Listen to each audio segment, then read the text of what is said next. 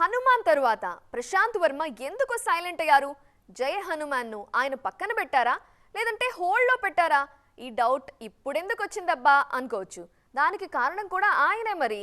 జై హనుమాన్ వర్క్ మొదలైందని మొన్న చెప్పిన ఈ దర్శకుడు అంతలోనే మరో సినిమాపై ఫోకస్ పెట్టారు.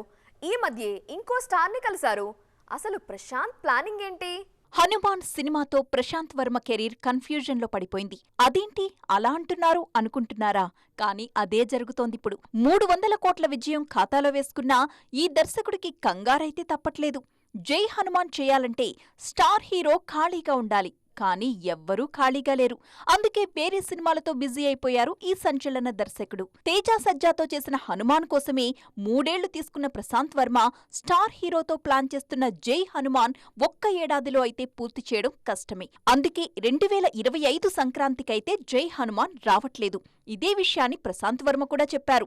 కాకపోతే ఈ సినిమా ప్రీ ప్రొడక్షన్ మొదలైందని చెప్పుకొచ్చారు ప్రశాంత్. ప్రస్తుతం ఈయన అనుపమ పరమేశ్వరన్తో ఆక్టోపస్ అనే లేడీ ఓరియంటెడ్ మూవీ చేస్తున్నారు. చిన్న సినిమాగా వస్తోంది. దీంతో పాటు జై హనుమాన్ ప్రీ ప్రొడక్షన్ వర్క్ కూడా నడుస్తోంది. ప్రస్తుతానికి హనుమాన్ సీక్వెల్ ని హోల్డ్ లో పెట్టి రణవీర్ సింగ్ సినిమాపై ఫోకస్ పెట్టారు. కానీ ఈ చిత్రం ఆగిపోయినట్లుగా ప్రచారం జరుగుతోంది.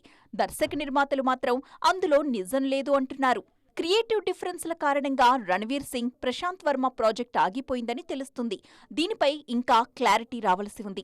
మరోవైపు ఈ మధ్యే రవితేజను కూడా కలిశారు ఈ దర్శకుడు. ఇది ఊరికే కలిశారా లేదంటే జై హనుమాన్ కోసమా?